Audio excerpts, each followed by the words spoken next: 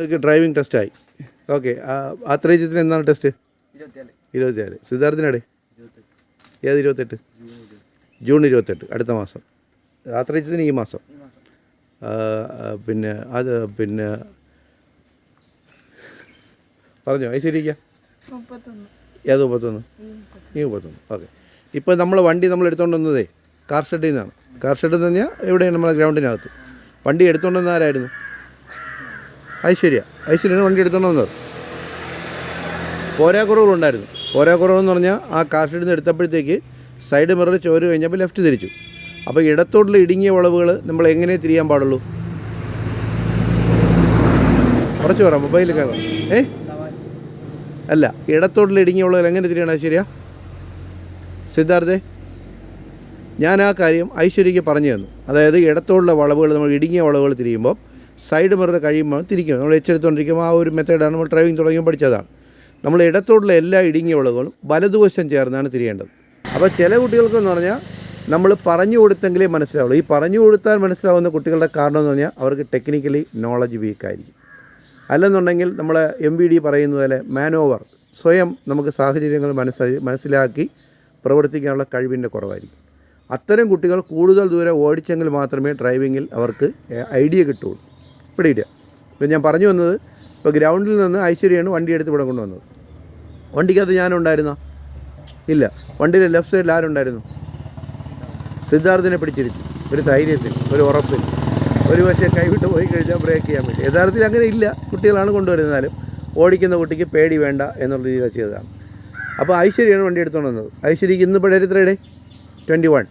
ഇനി 10 ദിവസം കഴിയുമ്പോഴാണ് ഐശ്വര്യക്ക് എന്തുള്ളത്? Driving test. എന്ന് പറഞ്ഞാൽ കറക്റ്റ് 20 ദിവസത്തെ ക്ലാസ്സുകൾ ഐശ്വര്യ പൂർത്തിയാക്കി എന്നർത്ഥം. എന്ന് പറഞ്ഞാൽ ഐശ്വര്യ വണ്ടി തനിച്ചെടുത്തുകൊണ്ട് വന്നുവെങ്കിൽ അതിനർത്ഥം ഐശ്വര്യയ്ക്ക് വീട്ടിലൊരു കാറുണ്ടെന്നുണ്ടെങ്കിൽ ഇതുപോലെ തനിച്ച് ഓടിക്കാൻ പറ്റുന്ന കപ്പാസിറ്റി നിങ്ങൾക്കായി എന്നർത്ഥം. അപ്പോൾ അവിടെ വെച്ച് റെഗുലറായി നിങ്ങൾ ഇങ്ങനെ പ്രാക്ടീസ് ചെയ്യണം. അപ്പോൾ ഇന്നിപ്പം ഗ്രൗണ്ടിൽ നിന്ന് എടുത്ത് ഇവിടെ വണ്ടി എടുത്തുകൊണ്ട് വരാൻ ഐശ്വര്യയ്ക്ക് 5 മിനിറ്റ് എടുത്തുവെങ്കിൽ നാളെ 4 മിനിറ്റ് മതിയാവും, മറ്റന്നാൾ 3 മിനിറ്റ് മതിയാവും. ഓരോ ദിവസം കഴിയും തോറും അതിൻ്റെ ടൈം ഡ്യൂറേഷൻ കുറഞ്ഞു വരും. എന്ന് പറഞ്ഞാൽ നമ്മളെ പേടി മാറുന്നു, നമുക്ക് ഐഡിയ പിടികിട്ടുന്നു. അങ്ങനെ ആകുമ്പോഴേ സ്പീഡ് വരുള്ളൂ. പിടികിട്ടുക.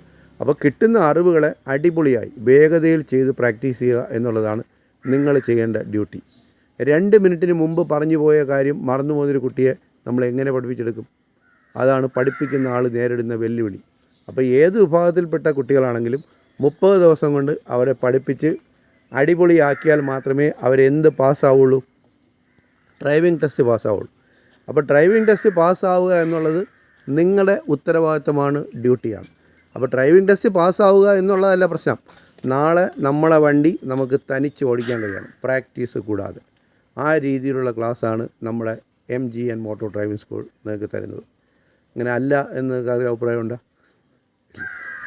പഠിപ്പിക്കുന്നത് കഴിവിൻ്റെ പരമാവധി പഠിപ്പിച്ചിട്ടുണ്ട്. പക്ഷേ അതിനെ അതുപോലെ പഠിച്ചെടുക്കുക എന്നുള്ളതാണ് നിങ്ങൾ നേരിടുന്ന വെല്ലുവിളി. കറുത്ത ഉടുപ്പിട്ട് നിൽക്കുന്ന ആളുടെ പേര് ആത്രേയസിത്ത എന്നാണ്. ആത്രേയെന്ന് പറഞ്ഞാൽ ഡ്രൈവിങ്ങിൻ്റെ ക്ലാസ്സിൽ ആൾ വീക്കായിരുന്നു. പക്ഷേ സ്വന്തം പ്രയത്നം കൊണ്ട് ആൾ കരകയറി മിടുക്കനായി. തൊട്ട് പിറകെ നിൽക്കുന്ന ആൾ ബ്രൗൺ കളർ ബനിയൻ്റെ ആൾ സിദ്ധാർത്ഥാണ്. സിദ്ധാർത്ഥ് 13 ദിവസം എടുത്തു ഈ പഠിപ്പിക്കുന്ന കാര്യങ്ങൾ ചെയ്തെടുക്കാൻ. വേറെ ഒന്നും കൊണ്ടല്ല, സിദ്ധാർത്ഥ് ആവിധ കാര്യത്തിൽ വേണ്ടത്ര ശ്രദ്ധ കൊടുക്കാത്തതാണ് കുഴപ്പം, പഠിപ്പിക്കാത്തതല്ല.